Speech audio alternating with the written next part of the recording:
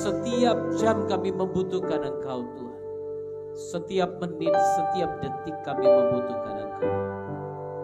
Pagi ini Tuhan berfirmanlah kepada kami, urapi hamba-Mu yang tidak ada apa-apanya ini Tuhan. Aku hanya alat-Mu yang siap untuk Kau pakai. Berbicaralah kepada kami Tuhan. Teguhkan dan meteraikan firman-Mu dalam setiap hati kami. Sehingga kami bukan saja menjadi pendengar-pendengar firman, tapi juga menjadi pelaku-pelaku firman bagi kemuliaan nama Tuhan Yesus Kristus. Terima kasih Tuhan. Dalam nama-Mu yang kudus, kami siap untuk dengarkan firman Tuhan. Berbicaralah kepada kami yang kudus. Ubahkan kami, tegur kami, ingatkan kami. Sadarkan kami agar kami kembali kepada jalan yang Tuhan inginkan. Segala pujian, hormat, kemuliaan dan kuasa hanya bagi nama Tuhan Yesus Kristus. Sekarang dan sampai selama-lamanya. Haleluya. Saudara yang percaya diberkati Tuhan, bersama-sama kita katakan amin, amin. Shalom. Silakan duduk Bapak Ibu. Haleluya. Shalom bagi kita semua, selamat pagi. Saya percaya saudara sehat-sehat aja, amin. Hari ini kita akan belajar beberapa pernyataan-pernyataan Tuhan Yesus dalam Lukas pasal yang ke-12. Saya percaya apa yang dia sampaikan, kalau itu penting bagi murid-murid, itu juga penting bagi kita. Karena itu kita akan belajar bersama-sama. Mungkin hari ini saya akan ambil 2 poin dari yang Tuhan Yesus katakan. Kalau sempat, tapi kalau tidak kita akan bahas yang pertama saja. Kita akan baca dulu dari ayat 1 sampai ayat 12 Lukas pasal yang ke-12. Lukas pasal yang ke-12 ayat 1 sampai ayat yang ke-12. Kita akan baca bersama-sama. Saya baca ayat 1, saudara baca ayat 2. Demikian selanjutnya sampai ayat yang ke-12. Siap? Mari kita baca. Pengajaran khusus bagi murid-murid. Sementara itu beribu-ribu orang banyak telah berkerumun sehingga mereka berdesak-desakan. Lalu Yesus mulai mengajar. Pertama-tama kepada murid-muridnya katanya, waspadalah terhadap ragi, yaitu kemunafikan orang Farisi.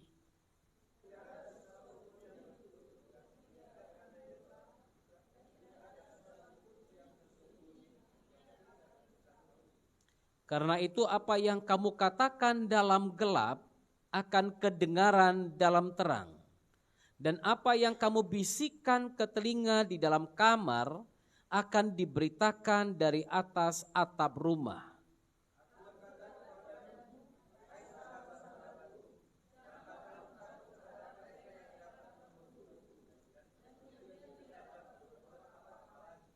Aku akan menunjukkan kepada kamu siapakah yang harus kamu takuti. Takutilah dia yang setelah membunuh mempunyai kuasa untuk melemparkan orang ke dalam neraka. Sesungguhnya aku berkata kepadamu, takutilah dia.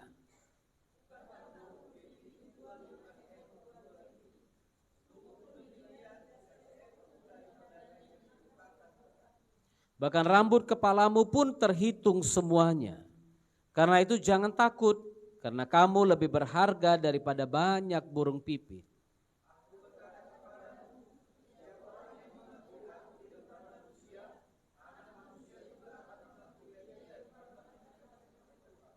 Tetapi barang siapa menyangkal aku di depan manusia, ia akan disangkal di depan malaikat-malaikat Tuhan.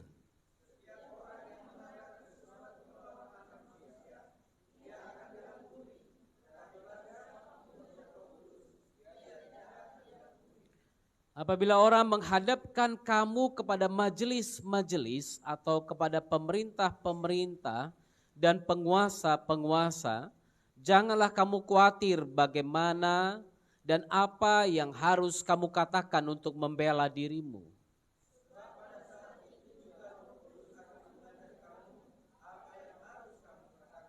Haleluya. Saya berikan tema firman Tuhan hari ini, kemunafikan dalam agama. Kenapa saya berikan tema ini? Saudara, agama membuat orang munafik. Loh, Kok kayak gitu Pak? Ya memang begitu adanya. Saya semakin hari semakin belajar, semakin melihat bagaimana agama bisa membuat orang menjadi munafik. Indonesia memiliki potensi perpecahan yang cukup besar karena agama. Dalam agama ini ada ego yang tersendiri. Ada satu sifat ingin menang sendiri. Ini karena agama. Dalam agama Anda bisa melihat bagaimana orang siap mengorbankan orang lain demi agamanya. Kita sudah melihat itu, saya melihat itu. Saya melihat orang yang berjanji menandatangani di hadapan pemerintah, orang yang sama melarang orang lain beribadah. Saya sudah lihat itu. Karena apa? Dalam agama tersimpan kemunafikan yang cukup dalam. Saya sudah lihat orang yang mengangkat tangan tapi juga dalam waktu yang sama membuat tangannya berdarah-darah dengan mengorbankan orang lain. Saya sudah melihat orang yang mengaku dengar suara Tuhan tapi juga di waktu yang sama melakukan hal-hal yang tidak diperintahkan oleh firman Tuhan. Bahkan dilarang oleh firman Tuhan. Saya sudah melihat orang-orang yang mengaku berdoa. Baru-baru ini ada seminar di STT. Saya ikuti secara online karena saya di Jakarta. Pak Jahrianson Saragi tanya, siapa yang tiap pagi berdoa setiap pagi? Wah, banyak yang angkat tangan. Saya tahu yang angkat tangan itu seringkali juga tidak berdoa pagi. Tapi karena ada kemunafikan dalam agama, muncullah ini. Supaya orang lihat aku berdoa, aku juga angkat tangan. Saudara, ini kemunafikan yang terjadi dalam agama. Karena apa? Mereka hanya bangga dengan agama, mereka tidak bertuhan. Saya ingat Gus Dur pernah katakan itu. Banyak orang dewasa ini beragama tapi tidak bertuhan. Saudara, ini kenyataan.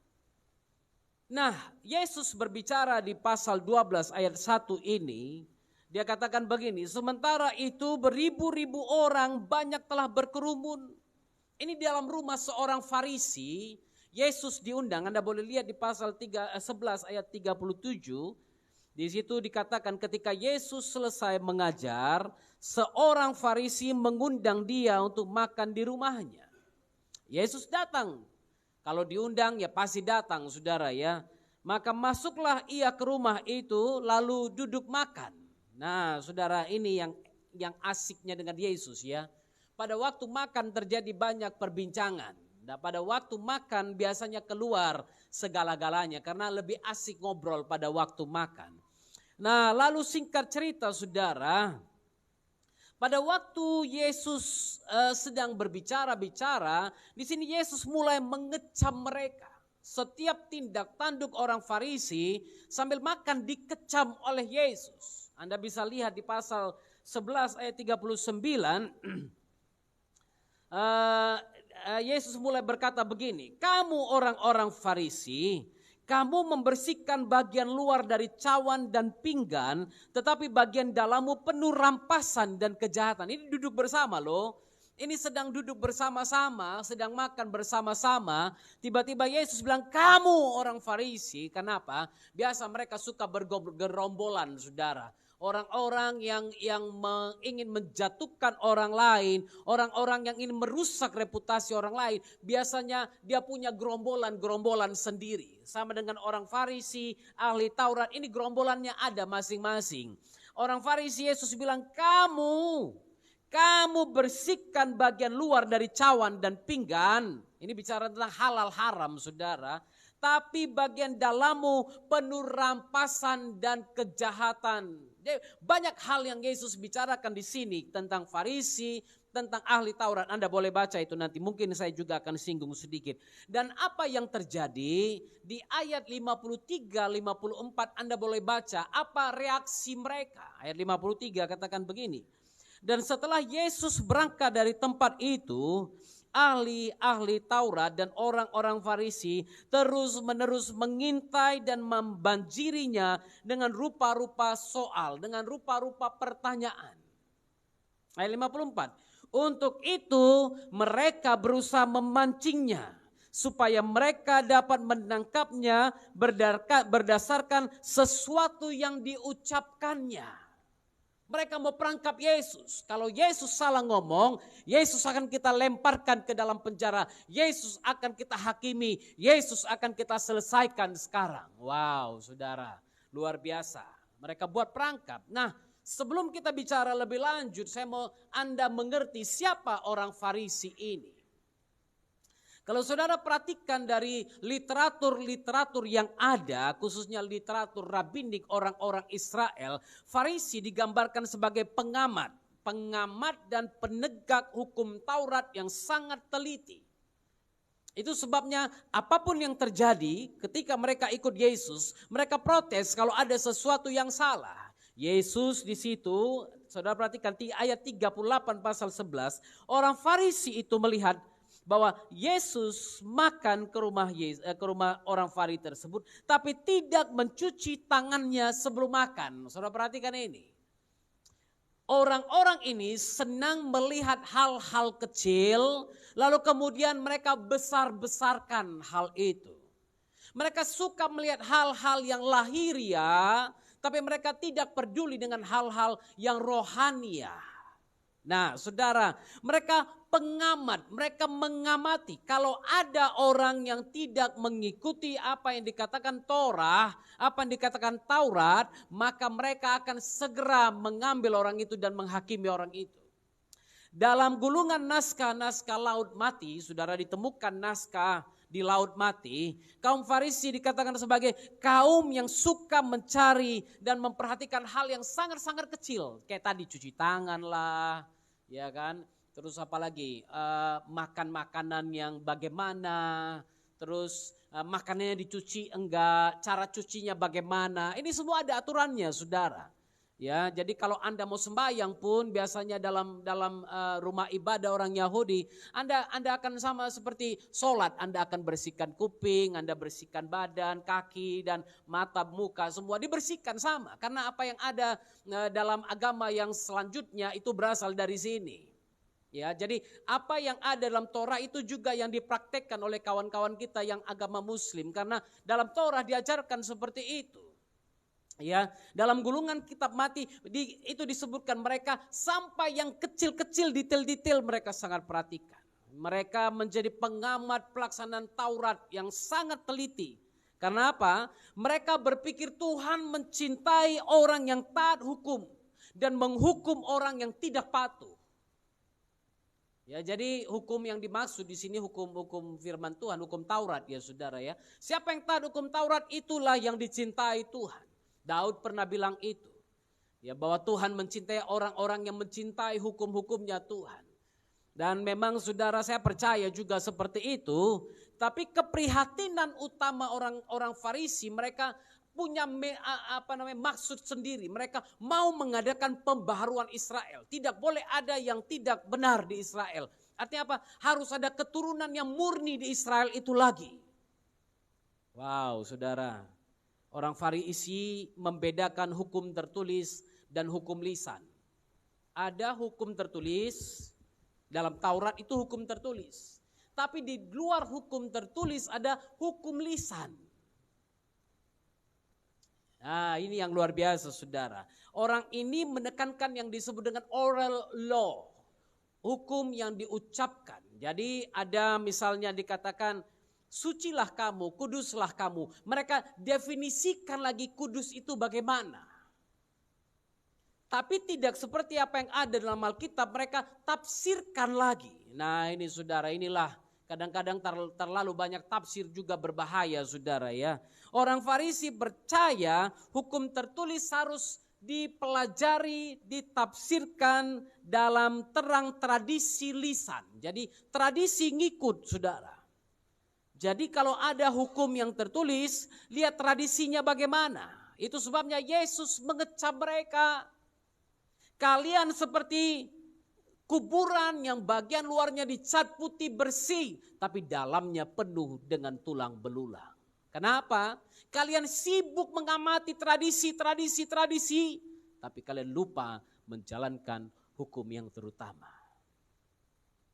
Jadi orang Farisi ini suka menafsirkan. Jadi kalau Anda bertanya kenapa sih mereka sama Yesus tidak bisa cocok, saudara, karena mereka menafsirkan menurut pandangan mereka sendiri. Mereka menafsirkan menurut hikmat mereka sendiri. Mereka bentuk sistem hukum yang diinterpretasikan dan harus dipatuhi oleh kelompoknya. Tujuannya apa? Untuk menjaga agar mereka tidak melanggar Taurat itu, Torah itu. Tapi sering sekali mereka sendiri tidak melakukan apa yang mereka katakan. Ini yang menariknya. Mereka suruh orang dengan beban yang begitu berat, tapi mereka sendiri tidak melakukan apa yang mereka katakan. Itu dia sebabnya di ayat 1 Yesus bilang begini, waspadalah terhadap ragi, yaitu kemunafikan orang Farisi. Waspada, hati-hati dengan orang yang mengajarkan sesuatu tapi tidak melakukannya. Ini yang Yesus maksudkan. Munafik itu namanya.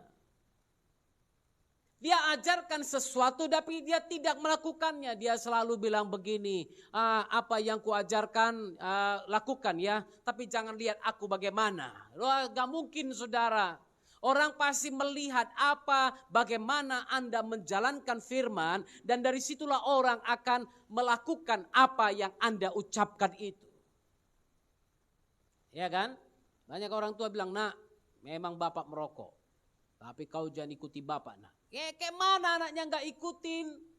Kau merokok, kau bilang anakmu jangan merokok. Akhirnya lama-kelamaan anak Anda akan juga jadi seperti Anda.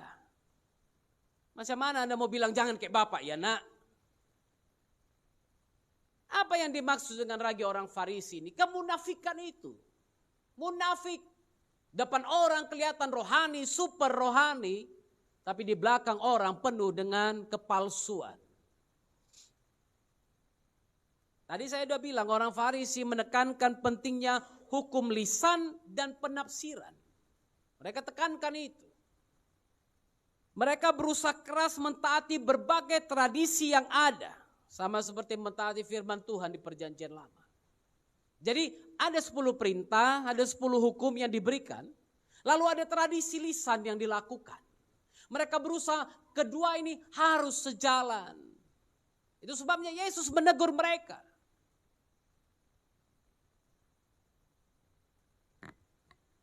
Ayat 40, pasal 11.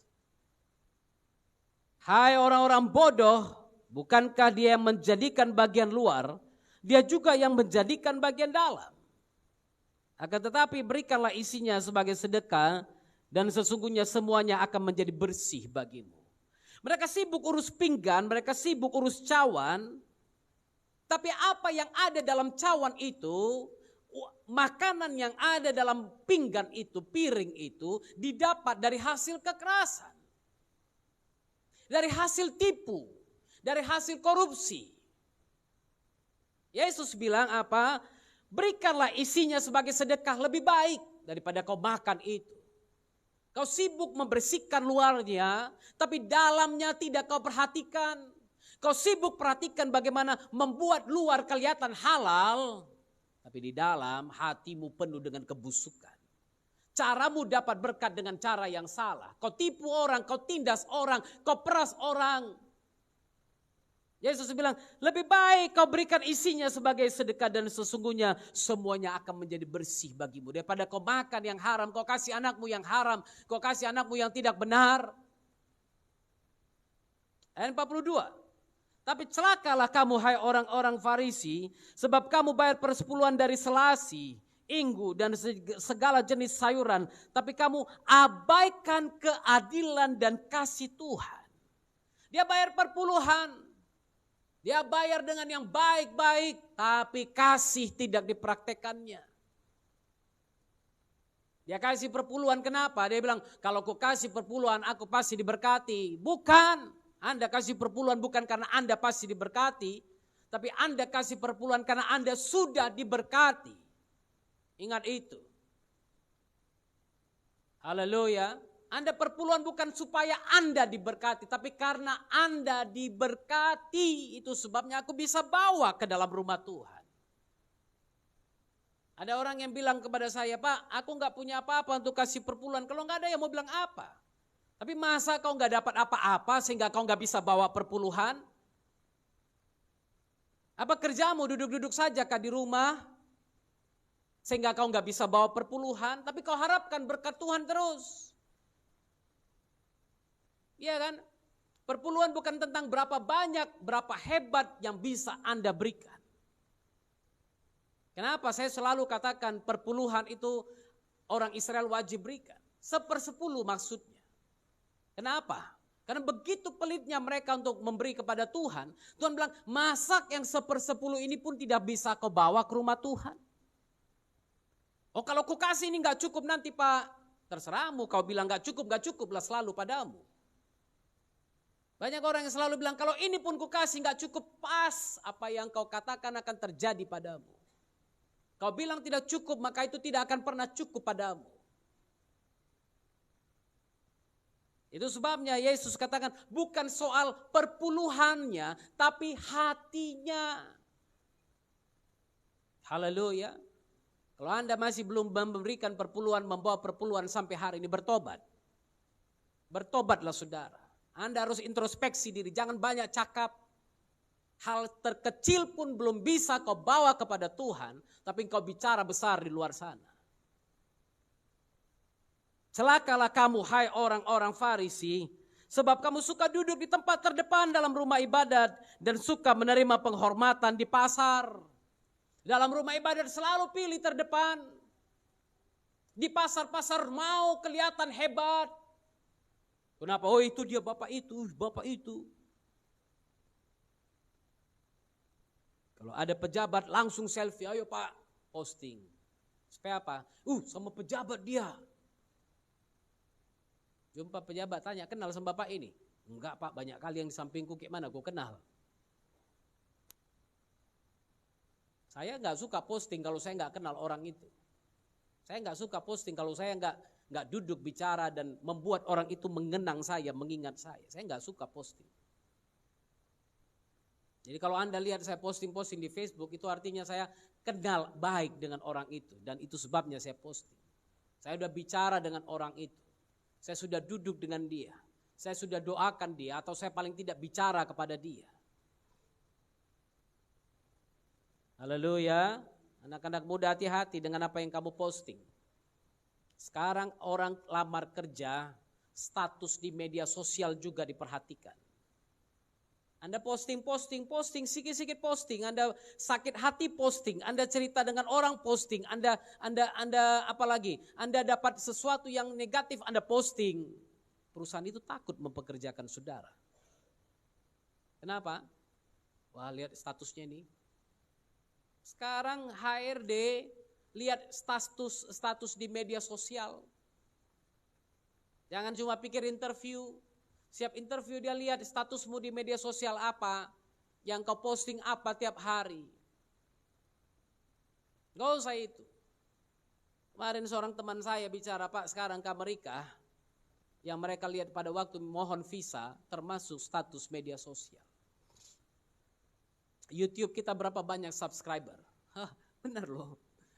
Kenapa? Dia mau tahu kalau subscribermu bagus, subscribermu banyak, dan kau punya media sosial positif, artinya apa? Kau dihargai di negaramu. Dan pada waktu Anda memohon visa, dengan gampang Anda akan dapat. Kenapa? Dia tahu Anda akan kembali ke Indonesia. Kenapa? Karena di Indonesia Anda hidup. Haleluya. Celaka kamu. Kalau engkau hanya mau menerima penghormatan, maka Yesus katakan, anak manusia datang bukan untuk dilayani, tapi untuk melayani. Dan Yesus katakan kepada murid-muridnya, mari melayani. Jangan hanya mau dilayani. Jangan hanya mau duduk-duduk saja dengar firman tapi tidak mau melayani. Melayani. Haleluya. Layani saudara. Siapa orang datang ke rumahmu, layani dia. Terima dia, welcome dia. Tunjukkan kasih Kristus kepadanya. Jangan karena orang gak punya uang, orang miskin langsung Anda tidak pedulikan dia. Oh sorry aku banyak kerja ya. Tapi kalau orang kaya, ayo Pak duduk Pak.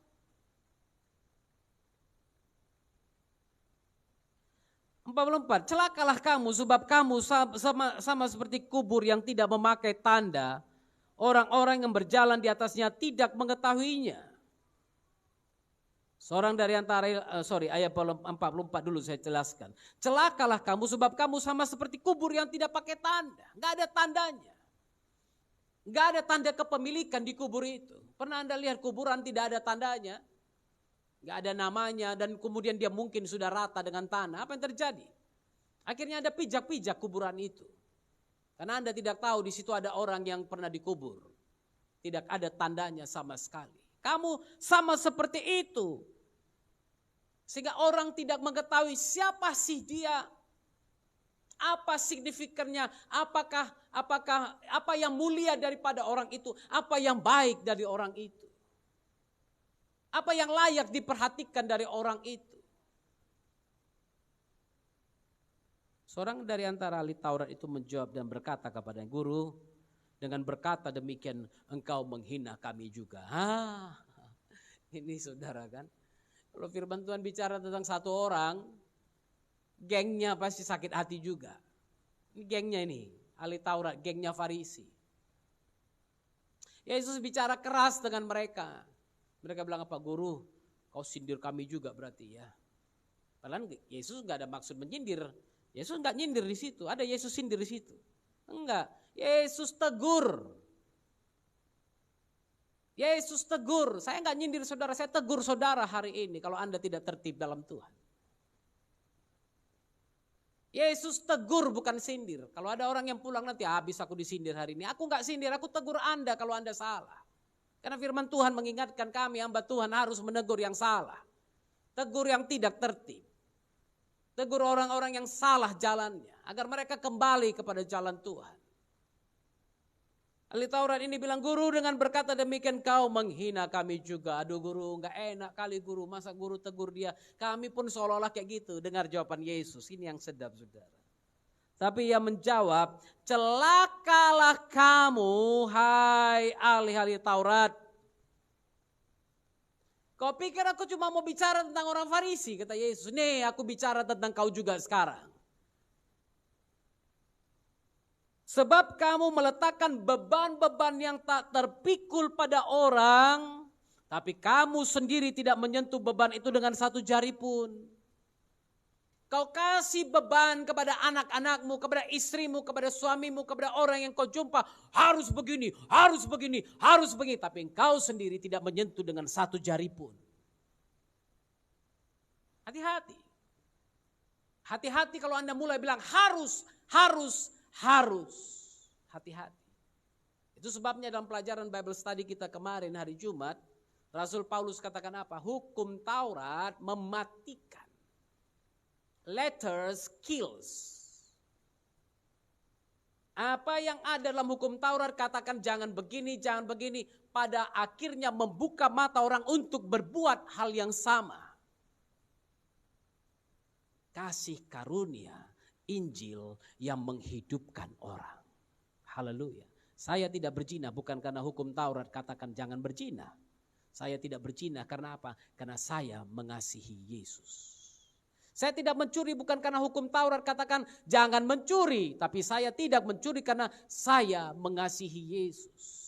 Saya tidak sujud menyembah kepada ilah-ilah lain. Saya tidak menyembah kepada patung-patung lain. Saya tidak menyembah kepada semua roh-roh arwah-arwah nenek moyang. Bukan karena hukum Taurat katakan itu. Tapi karena saya mencintai Yesus.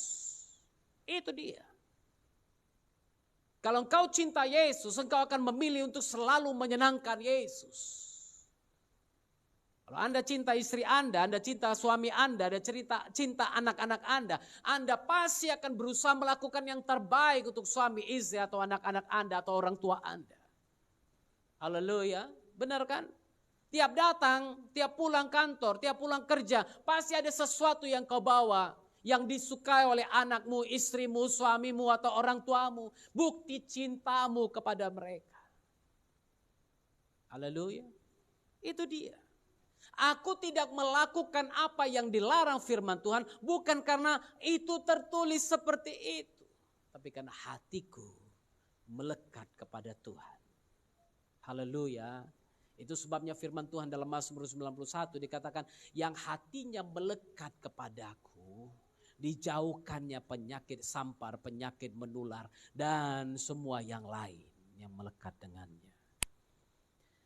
Itu sebabnya Yesus katakan, celakalah kamu, sebab kamu bangun makam nabi-nabi, tapi nenek moyangmu yang bunuh mereka. Anda bangun makam nabi-nabi, Anda bangun makam misionaris-misionaris, bagus-bagus, tapi nenek moyangmu yang bunuh mereka. Dengan demikian, kamu mengaku bahwa kamu membenarkan perbuatan-perbuatan nenek moyangmu. Sebab mereka telah membunuh nabi-nabi itu dan kamu bangun makamnya. Nenek moyangmu lakukan ini dan engkau lanjutkan apa yang dilakukannya. Itu sebabnya Yesus katakan, celakalah kamu. Kamu pelanjut tradisi-tradisi yang baik. Kamu bangga dengan nenek moyangmu dan adat istiadatmu. Tapi kamu tidak melakukan firman.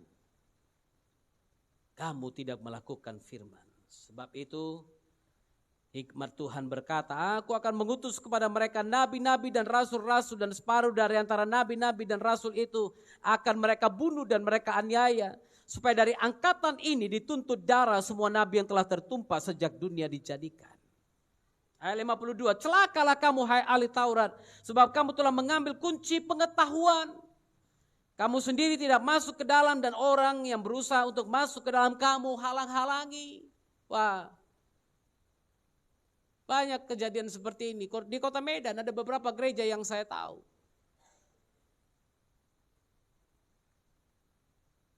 Dia buat masalah dalam gereja, gereja bermasalah.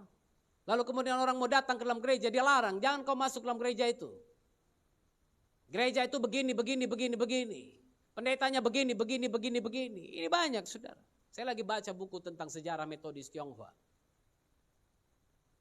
Dan dalam buku itu ditulis oleh salah seorang bishop. Ini terjadi bukan hanya pada masa Yesus. Kemunafikan dalam agama. Kenapa? Karena agama yang ditunjukkan, bukan Yesusnya. Jangan bangga jadi orang Kristen. Jangan bangga kalau orang tanya agamamu apa, Kristen. Saudara, kalau engkau tidak menjadi terang dan garam, jangan bangga mengatakan Kristen. Gak ada bedanya Anda dengan orang-orang lain itu. Haleluya. Yesus katakan itu di pasal 11. Di pasal 12 mereka mulai dendam kepada Yesus. Mereka pura-pura dengarkan ajaran Yesus, tapi mereka mau jebak dia. Ya kan? Tadi firman Tuhan bilang kan? Untuk itu mereka berusaha memancingnya supaya mereka dapat menangkapnya berdasarkan sesuatu yang diucapkannya. Saya ambil dari terjemahan sederhana Indonesia, katakan begini. Sejak Yesus mengatakan hal-hal itu kepada mereka, orang-orang Farisi dan para ahli Taurat sangat dendam kepadanya. Dan mereka sering menyerang dia dengan berbagai pertanyaan. Mereka berpura-pura mendengarkan ajarannya. Tetapi sebenarnya mereka ingin menjebak dia. Kalau Yesus sampai mengajarkan sesuatu yang salah, mereka berencana mengadukan dia di hadapan para pemimpin Yahudi. Saudara perhatikan ayat 1, Yesus mulai dengan meminta kita murid-murid pada masa itu waspada terhadap kemunafikan.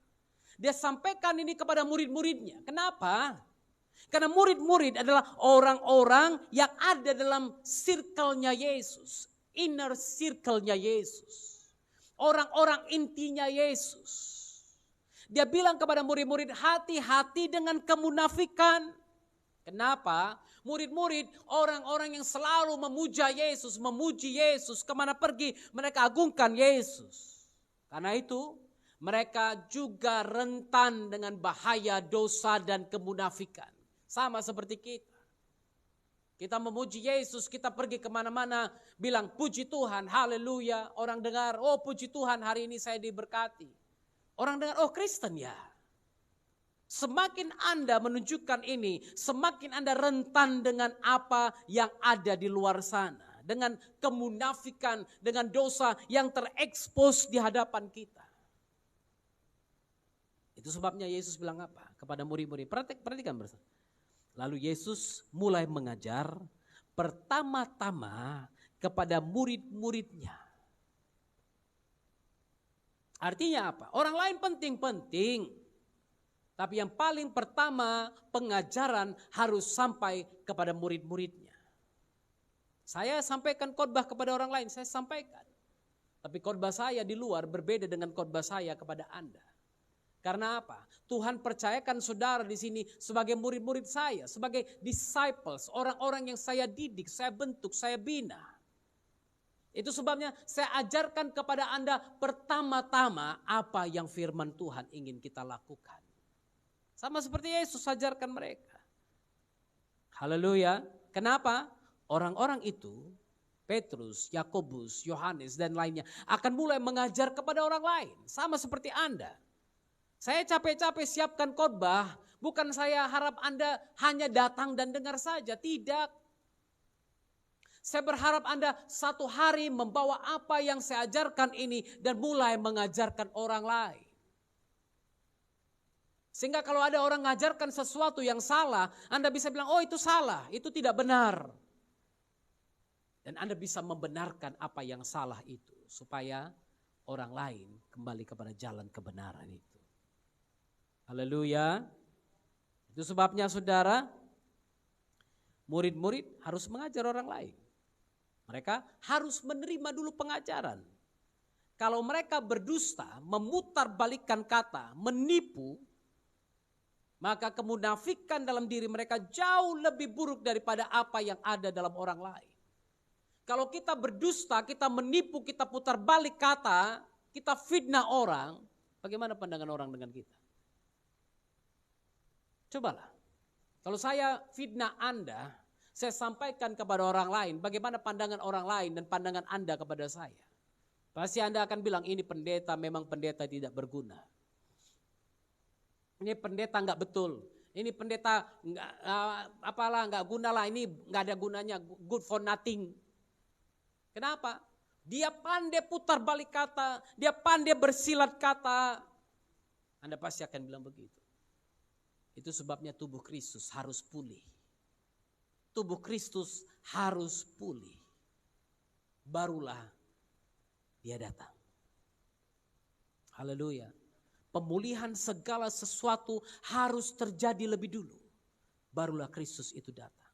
Memang gak akan banyak yang naik ke surga. Firman Tuhan katakan itu. Gak banyak yang akan ke surga.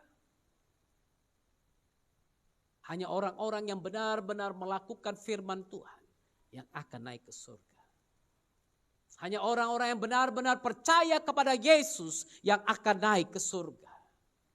Itu sebabnya kalau Anda hanya sekedar beragama, maka you will not go to heaven. Anda tidak akan pergi ke surga. Kalau hanya sekedar beragama. Haleluya. Yesus katakan kepada murid-muridnya, terlebih kepada siapa kira-kira? Yudas.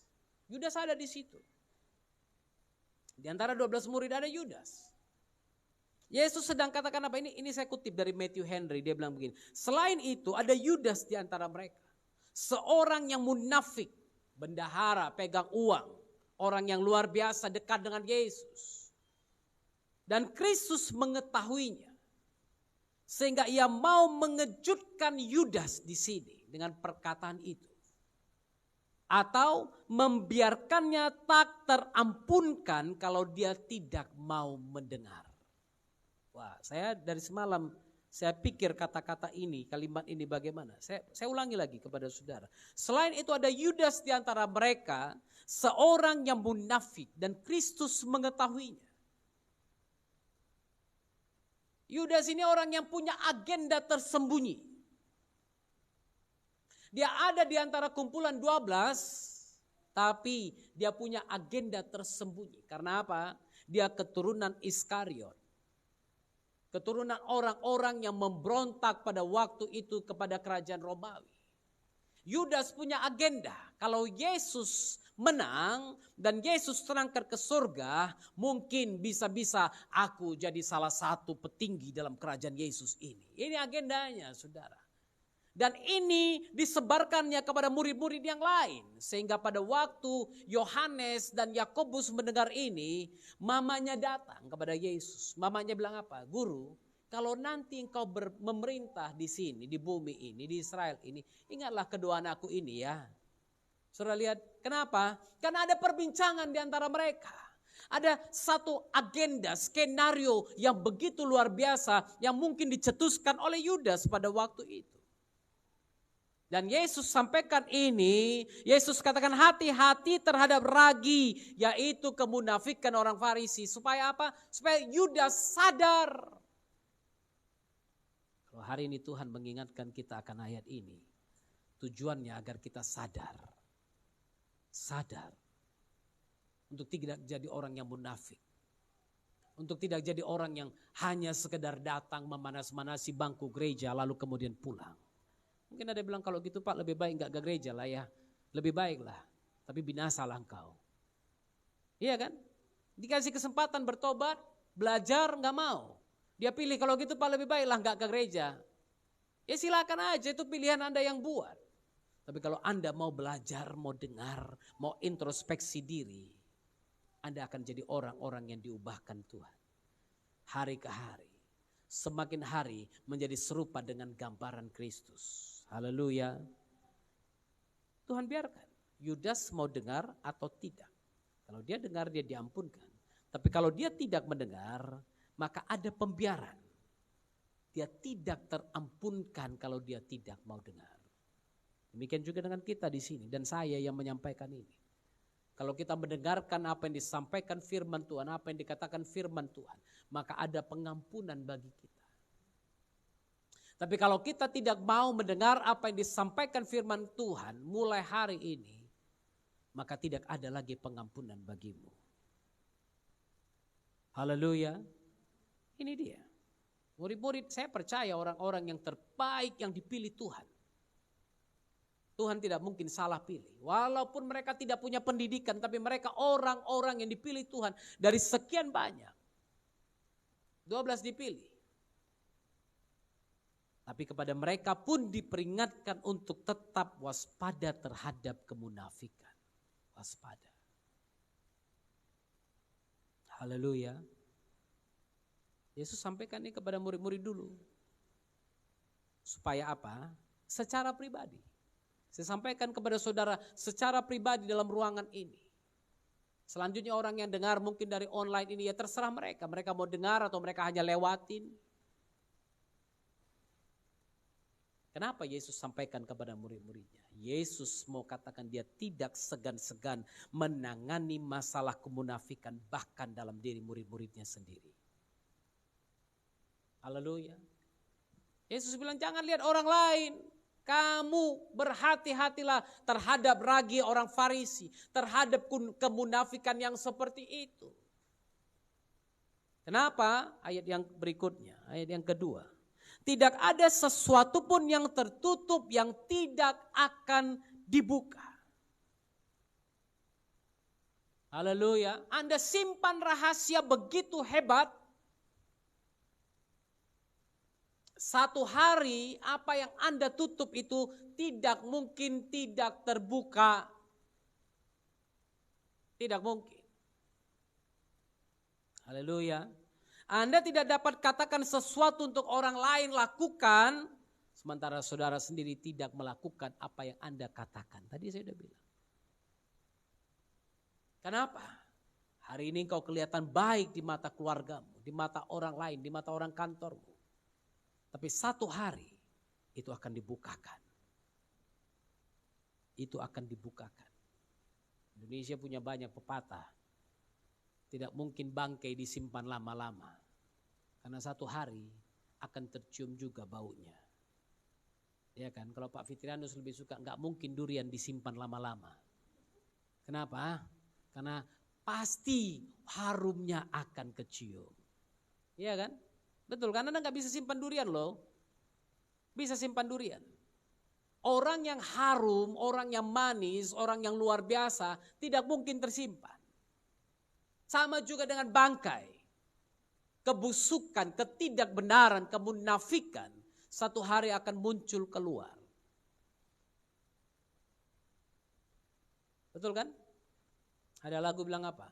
Di hadapan manusia boleh kau bersandiwara, tapi jangan di hadapan Tuhan. Iya kan? Wah, saya kalau Natal-Natal itu biasa banyak itu yang udah vokal grup siap-siap untuk nyanyi pakai gitar gitu kan.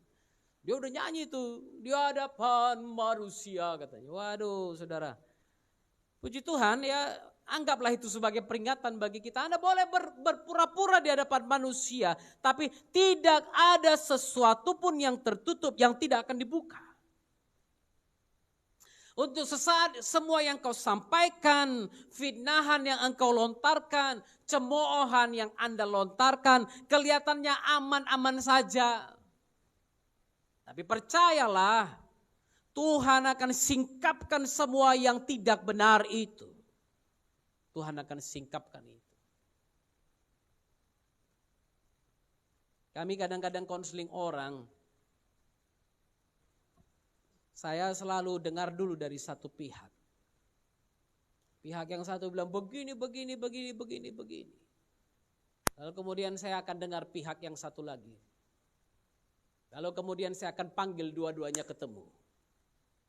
Waktu ketemu, baru mulai kalang kabut. Kenapa? Dia ucapkan fitnahan ini, dia ucapkan fitnahan ini, yang satu begini, yang satu begitu. Pada waktu dia berkumpul bersama, dia dihadapkan bersama-sama. Mana ada aku bilang gitu Pak, dia yang kayak gini Pak, dia yang begini Pak, dia yang begini Pak, dia yang begitu Pak. Iyanya aku bilang. Sebenarnya enggak gitu. Enggak pernah aku kayak gitu kok. Enggak pernah ya. Kau yang begini, kau begini. Pernah enggak? Yang dibilang betul enggak?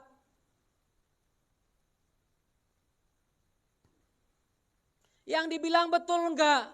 Aku enggak pernah begini. Yang dibilang betul enggak? Itu kan memang waktu itu begitu. Ya waktu itu namanya aku lagi gak sadar, lagi salah, lagi begini, lagi begitu. Jadi kok ngotot? Semua disingkapkan Tuhan. Gak ada yang tersembunyi yang bisa kau sembunyi terus. Haleluya. Dalam bilangan 32 ya 23 ada satu kalimat yang saya tertarik. Dan ini ada beberapa di dalam Alkitab Anda bisa lihat. Saya nggak bahas tentang ini, tapi saya kutip ini. Dalam bahasa Inggris saya suka dikatakan, your sin will find you out. Tapi jika kamu tidak berbuat demikian, sesungguhnya kamu berdosa kepada Yahweh, kepada Tuhan. Dan kamu akan mengalami bahwa dosamu itu akan menimpa kamu. Dalam bahasa Inggris, dosamu itu akan mencari kamu. Dosamu itu akan menemukan kamu. Hari ini kau berbohong. Kau berdusta, kau berpura-pura, tapi dosamu itu akan menemukan kamu. Haleluya. Saya ada beberapa kali mengingatkan beberapa orang. Saya bilang hati-hati narkoba, jangan kau pakai narkoba. Oh enggak, saya udah bersih, saya begini, saya begitu. Hati-hati, saya cuma ingatkan. Saya bilang jangan kau keluar sering-sering dari kantor jam sekian, kau masih kerja. Kerjalah, duduklah di situ. Ah, gak pernah keluar, aku cuma beli kopi di depan. Oh ya. Satu hari aku dengar tiba-tiba orang itu dibawa ke kantor polisi. Kenapa? Ketangkap pakai narkoba. Saya diam. Kenapa? Jam 12 siang kau harusnya di kantormu. Kau harusnya kerja, tapi kau keluar dari situ, kau duduk dalam kumpulan pencemooh, kau berdiri dengan nasihat orang fasik, kau cerita-cerita, kau ketawa-ketawa di situ, kau anggap bosmu bodoh. Dan kau pikir kau akan aman terus. Saya ingatkan kepada beberapa saudara di sini juga, kalau engkau tidak bertobat, dosamu akan menemukan engkau sendiri. Tuhan akan pakai cara-cara itu untuk menangkap engkau, membuat engkau sadar sampai engkau sadar. God doesn't overlook any sin. Tuhan tidak pernah mengabaikan dosa apapun. He don't wink at sin. Tuhan tidak main mata dengan dosa. And God is holy. Tuhan itu kudus. And He cannot be anywhere there is unholiness. Dan Tuhan tidak bisa berada di tempat di mana tidak ada kekudusan. As soon as we all learn that God is holy, secepatnya kalau kita belajar bahwa Tuhan itu kudus, and He expects all of us, dan Dia memang harapkan kita juga menjadi kudus, and especially those of us in ministry, khususnya kita yang ada dalam pelayanan, to lead holy lives, untuk terus berjalan dalam hidup kekudusan. Haleluya. Baca itu saudara. Tuhan tidak pernah menganggap remeh dengan dosa. Ia tidak pernah kompromi dengan dosa. Tuhan itu kudus. Dan Ia tidak bisa berada di tempat di mana tidak ada kekudusan. Semakin cepat kita semua belajar hal itu, bahwa Tuhan adalah kudus, dan bahwa Ia mengharapkan kita semua, khususnya mereka yang ada dalam pelayanan, untuk hidup dalam kekudusan. Haleluya. Anda gak bisa pura-pura kudus. Karena kekudusan itu akan terpancar. Kekudusan itu gak bisa dipura-purain. Gak bisa. Tuhan gak pernah anggap remeh dosa kawan. Kalau Anda pikir kok kawan itu kayak gini terus 20 tahun dia selingkuh aman aja. Iya aman. Tunggu. Kalau dia masih hidup, mungkin dosanya akan disingkapkan. Kalau dia nggak sempat hidup lagi, tiba-tiba menghadap ke sana, yang ada adalah neraka yang menyala-nyala. Haleluya. Ayat 3 katakan, karena itu apa yang kamu katakan dalam gelap, bahasa aslinya skotia, di bawah 4 mata. Apa yang kamu ceritakan eye to eye, 4 mata, akan kedengaran dalam terang. Nggak ada lagi yang bisa kau sembunyikan. Padahal aku cuma ngomong 4 mata dengan dia, Pak. Kok satu dunia tahu? Apa yang engkau katakan dalam gelap akan kedengaran dalam terang. Dan apa yang kamu bisikkan ke telinga di dalam kamar itu bicara tentang tempat rahasia, akan diberitakan dari atas atap rumah. Tinggal panjat ke atas, dari situ digaungkan orang. Ini bukan untuk suami istri ya. Suami istri jangan nanti siap ini suami bilang, Mak, firman Tuhan bilang, aku gak boleh katakan, bisikan ke mama dalam kamar pun gak boleh, Mak. Kenapa? Nanti digaungkan di atas kamar. Jadi biar lanir jadi rahasiaku aja, Mak. Nah, ini suami-suami yang mau tutupin rahasia. Kadang-kadang pakai ayat firman Tuhan, saudara. Hari ini saudara ngerti kan? Ini bukan bicara tentang hubungan suami istri, hubungan keluarga, rahasia dalam keluarga, enggak. Kecuali istrimu bocor, atau suamimu yang bocor, mau bilang apa kita gitu kan? Anda cerita rahasia, tiba-tiba Facebook udah bilang, puji Tuhan suamiku dapat kontrak 1 triliun. Besok kami akan beli rumah di samping rumah Presiden George Bush. Bocor, satu dunia udah tahu suaminya dapat kontrak. Tiba-tiba besok batal kontraknya. Kenapa? Kami gak berani kasih kontrak sama suamimu. Kenapa? Karena istrinya udah bicara di situ. Saya punya teman yang urusannya di Dinas Pertahanan, di Kementerian Pertahanan. Ada hal-hal tertentu yang dia bilang, Pak Oktav saya sebenarnya gak bisa cerita. Tapi saya tahu ada hal-hal tertentu yang memang sampai pada waktu saya bicara pun ini gak boleh ada. Ini gak boleh ada. Jadi Tujuannya apa? Ini mati pun Pak, ini mati aja bisa disadap. Kenapa? Di sini ada IP. Rusak gimana saya bilang? Ini rusak pun Bapak bisa disadap, taruhlah di kamar.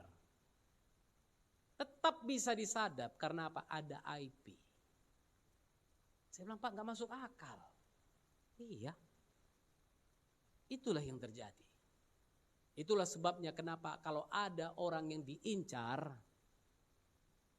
apapun perbincangannya di kamar itu, di ruangan itu bisa diketahui. Haleluya. Tapi ini bicara bukan tentang itu, saudara. Ini bicara tentang kemunafikan. Orang munafik, apapun yang ditutupinnya, satu hari pasti akan disingkapkan Tuhan. Anda dianiaya hari ini oleh karena kebenaran. Anda disakiti orang karena kebenaran. Anda difitnah orang karena kebenaran, jangan takut. Satu hari itu akan terbongkar. Tuhan akan singkapkan itu. Siapa yang tidak benar, siapa yang fitnah Anda, siapa yang hujat Anda, siapa yang cemooh Anda, semua akan disingkapkan Tuhan. Tujuannya bukan supaya Anda benci dia, supaya Anda tahu ini orang tidak layak ditemani. Haleluya. Firman Tuhan kan bilang, tanda-tanda manusia akhir zaman 2 Timotius 3 ayat 1-5. Tidak tahu berterima kasih, tidak menghormati orang tua, apalagi suka marah, garang, tidak berpikir panjang. Nah ini dia, akan menjadi hamba uang, sombong, menjadi pemfitnah, berontak terhadap orang tua, tidak tahu berterima kasih, tidak pedulikan agama. Apalagi lanjut. Tidak tahu mengasihi, tidak mau berdamai, suka menjelekkan orang, tidak dapat mengekang diri, garang, tidak suka yang baik, suka mengkhianat, tidak berpikir panjang, berlagak tahu, sok tahu. Gak tahu tapi sok tahu. Lebih menuruti hawa nafsu daripada menuruti Tuhan. Secara lahiriah mereka hadir dalam gereja. Secara lahiriah mereka duduk mengangkat tangan menyembah Tuhan. Tapi pada hakikatnya mereka memungkiri kekuatannya. They deny its power. Dalam ibadah ada kuasa Tuhan. Tapi mereka yang duduk, yang melakukan semua itu, secara lahiriah mereka jalankan ibadah. Tapi mereka menyangkal ada kuasa dalam ibadah itu. Jauhilah mereka itu. Itu aja. Anda difitnah. Dan kemudian Anda tahu siapa yang fitnah. Jauhi aja. Gak usah balas fitnah. Gak usah balas hantam dia. Gak usah balas serang dia. Gak perlu. Gak perlu. Kapan lagi aku buktikan kebenaranku Pak? Gak usah. Tuhan akan buktikan kebenaranmu. Amin. Tugas kita apa? Kasihi mereka. Ampuni mereka. Berdoa buat mereka yang menganiaya kamu. Kita dianiaya, doakan mereka. Bisa aja kan kita ambil parang kita hajarkan Pak. Bisa. Tapi Tuhan bilang berdoa bagi mereka yang aniaya kamu. Kami pernah sekali di kantor camat. Panas tiba-tiba bapak kita ini. Dia bisik sama aku, Pak. Kita hajar Pak katanya. Aku bilang santai Pak, santai. Masih ada waktu, kita masih panjang. Biar Tuhan yang hajar. Haleluya. Kenapa? Memang kita mungkin marah, kita bisa marah. Ada banyak hal yang membuat kita marah, bahkan di negara ini. Iya kan? Tapi percayalah, orang Jawa bilang Gusti ora sare. Tuhan tidak tidur. Amin. Cuma saudara beberapa orang di sini yang tidur kulihat. Tapi Tuhan tidak tidur. Tuhan gak pernah tidur. Tuhan selalu menolongku, selalu menjagaku. Dia mengenyangkanku dan peliharaku. Haleluya. Puji Tuhan masih Anda hafal lagu itu.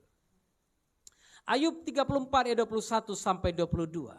Karena matanya mengawasi jalan manusia Dan ia melihat segala langkah manusia. Tidak ada kegelapan ataupun kelam kabut di mana orang-orang yang melakukan kejahatan dapat bersembunyi. Jangan takut. Jangan takut. Siapa lagi yang akan singkapkan dia, Pak? Siapa lagi yang akan hakimi dia? Siapa lagi yang akan hukum dia? Jangan takut. Tuhan kita ada. Kita gak perlu bela Tuhan kayak orang lain kok. Ada yang bela agama, ada yang bela Tuhannya. Anda tidak perlu bela Yesus. Tapi Yesus akan jadi pembelamu. Makanya Daud bilang apa? Yesus, kaulah pembelaku. Pada siapa aku harus takut? Kenapa? Yesus pembelaku, aku tidak perlu takut pada siapapun. Amin. Daniel pasal 2 ayat 21. Dia, Tuhan, mengubah saat dan waktu. Dia memecat raja dan mengangkat raja. Hari ini Anda dizolimi oleh raja, pembesar. Perhatikan, dia angkat raja. Oh Pak, kan kita gak pilih dia. Masa Tuhan yang angkat? Tuhan yang angkat pemerintah yang ada di atasmu. Dia yang angkat, tapi dia juga yang turunkan raja. Raja bicara tentang pemerintahan kekuasaan. Dia memberi hikmat kepada orang bijaksana. Dan pengetahuan kepada orang yang berpengertian. Dia yang berikan hikmat. Jadi kalau Anda pintar, jangan sombong. Tuhan yang kasih engkau kepintaran itu. Tuhan yang kasih engkau pengetahuan itu. Tuhan yang kasih engkau hikmat itu. Haleluya. Dialah yang menyingkapkan hal-hal yang tidak terduga dan yang tersembunyi. Siapa kita untuk menyingkapkannya? Aku harus singkapkan kebusukan pendeta itu. That's not your business. Itu bukan urusanmu. Jangan jadi hakim, belum saatnya engkau menghakimi orang lain. Karena engkau bukan hakim, Tuhan yang adalah hakim. Enggak Pak, saya dipanggil Tuhan untuk menyingkapkan kebobrokan orang ini. Jangan. Dengan ukuran yang sama engkau mengukurkan atau menghakimi orang lain. Dengan ukuran yang sama juga akan diukurkan padamu. Kau hakimi orang dengan kesalahannya, lihatlah. Engkau juga akan dibiarkan untuk dihakimi dengan cara yang sama. Dia tahu apa yang ada di dalam gelap dan terang ada padanya. Jangan takut. Jangan takut. Yang penting jangan berjalan dalam kemunafikan. Berjalan bersama Yesus. Ingat firman Tuhan katakan. Waspada terhadap ragi, yaitu kemunafikan orang Farisi. Dan hari ini berlaku bagi kita. Waspada terhadap kemunafikan yang mungkin muncul dari dirimu sendiri.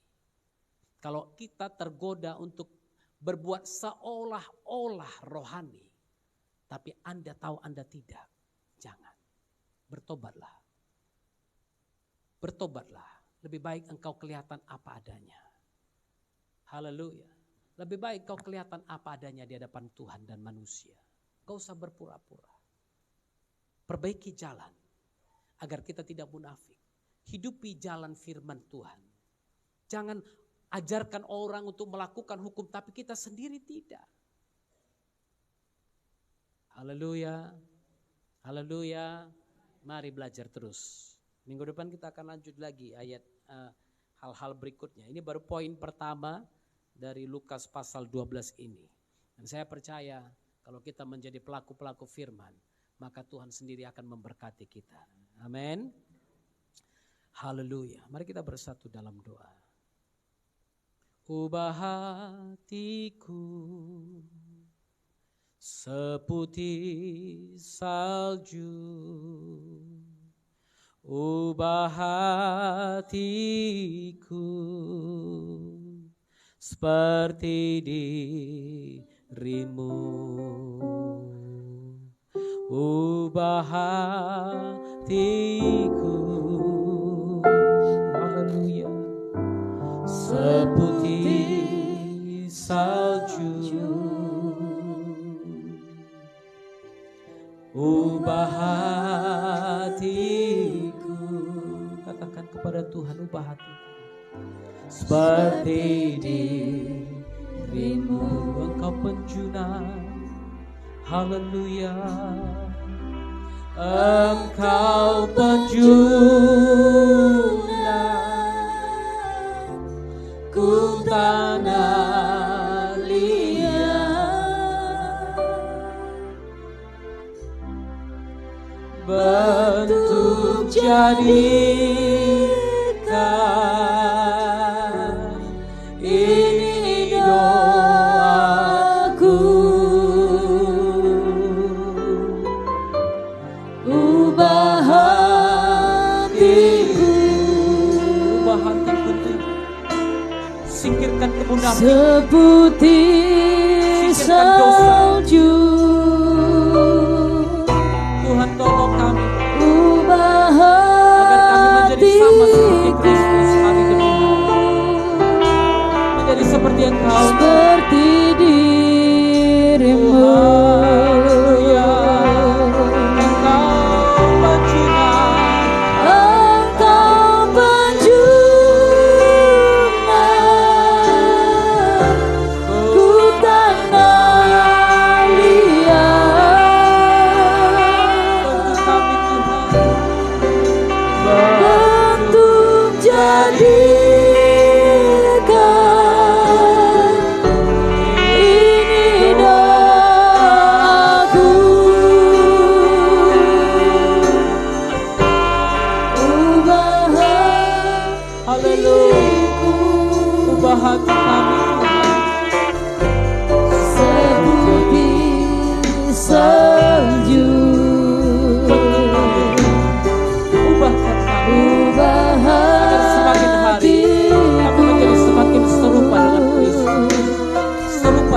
Seperti dirimu,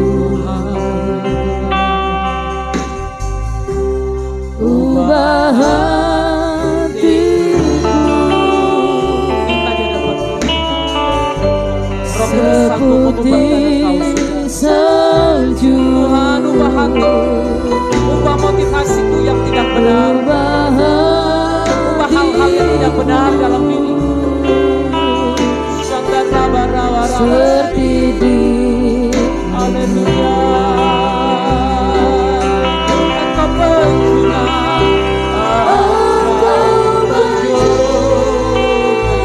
ya bentuk Engkau seperti tanah liat. Memang tanah liat yang mau dibentukkan dan harus dihancurkan lagi. Kalau kami hancurkan lagi, lilin, biarkan Tuhan yang bentuk. Biarkan kami hancurkan lagi. Biarkan kau dibentuk ini doaku. Ubah hatiku seputih salju. Ubah hatiku seperti dirimu. Saudara, firman Tuhan ingatkan kita hari ini. Dunia penuh dengan kemunafikan. Bahkan dalam agama, orang sering berusaha mempertontonkan kehebatannya dalam agama. Kekudusannya, kesuciannya, kemurniannya, motivasi yang hebat. Tapi hari ini Tuhan ingatkan kita. Kalau engkau merasa Tuhan ada yang tidak beres denganku, bilang Tuhan ubahkan aku. Ubah hatiku Tuhan. Biar hatiku kembali menjadi putih seperti salju.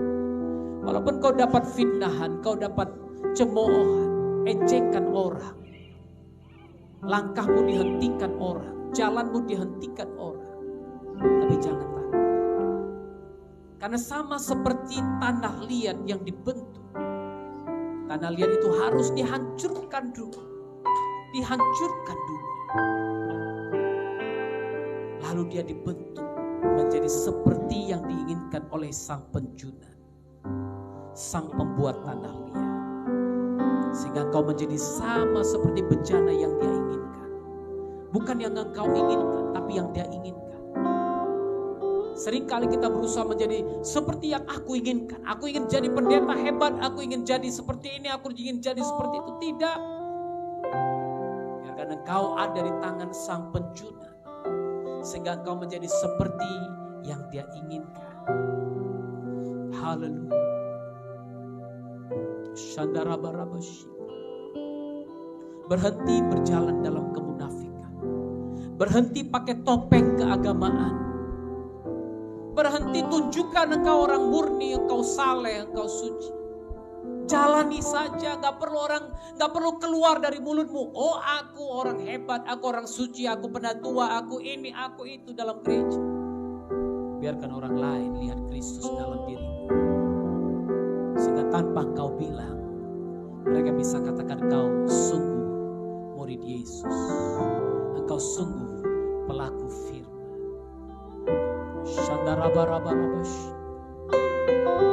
Terima kasih Tuhan. Terima kasih kalau Engkau murnikan kami hari ini. Terima kasih kalau Engkau murnikan motivasi kami hari ini. Kau murnikan tujuan hidup kami hari ini. Kau murnikan segalanya dalam diri kami. Agar tidak ada lagi kemunafikan dalam diri kami. Kami mau belajar dari firman.